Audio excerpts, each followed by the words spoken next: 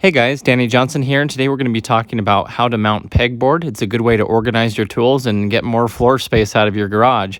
So first you're going to find the area that you want to use. Be careful of any kind of electrical as well. And what I'm doing here is going through with a stud finder, and as soon as I'm finding the places where the studs are, I'm marking it with the pencil. And I'm doing this for several of the studs because on the pegboard you don't want to just find one stud but multiple studs that you can use. So I went ahead and just made a mark here in pencil that I can erase, and the pegboard will cover most of it anyway, but I'm just going through and everywhere that there's a stud, marking it. So as you can see, here's the marks that I've made on the wall, and we'll be able to see some of those holes through the pegboard. Now, it's very important to use spacers. These are just grommets that I had laying around, and you want to make sure that the hardware that you're using as well is going to be long enough to go through those spacers and properly into the stud. So I like using these attachments here. This is just a Torx one because of the screw that I'm using, but I found it very helpful just on these impacts to pop this in here and use that. So basically what I did is with that spacer on the back side, you can see I ran one of these screws in, and I mounted it just on one pivot point. So these are the screws that I'm using here, and I'll put a link in the description where you can find these. And so once I had the one side in, as you can see, I'm supporting the pegboard with a box over here just to kind of get it somewhat level. And I put one of the screws in on the side just to hold it in place. So as you can see, it has the space behind it, which is crucial for the hooks that you're going to put in so that you're not all the way up against the wall.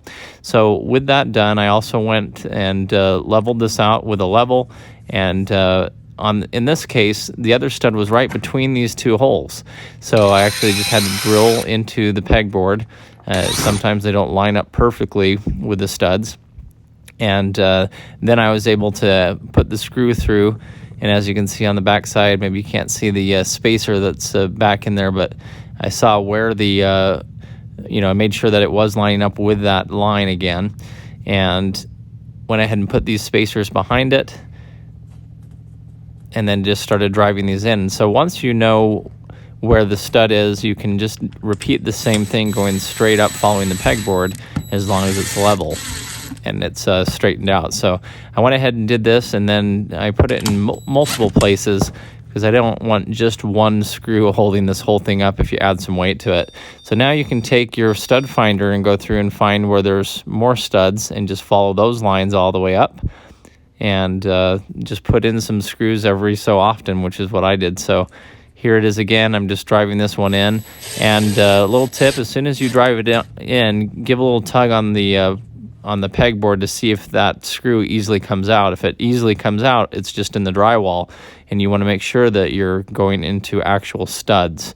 Also, just be careful again not to hit any power lines. Usually the wires are run horizontally at about the level of the outlets, so I like to go above those and put these in where I'm kind of away from the outlets, just so that I don't strike any hot wires.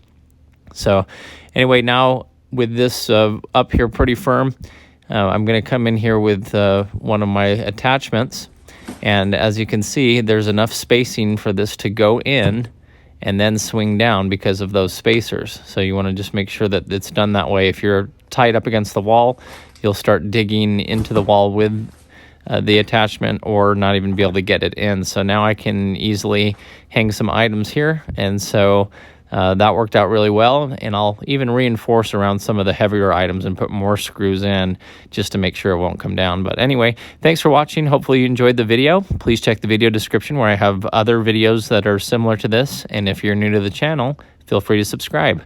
Thanks, guys.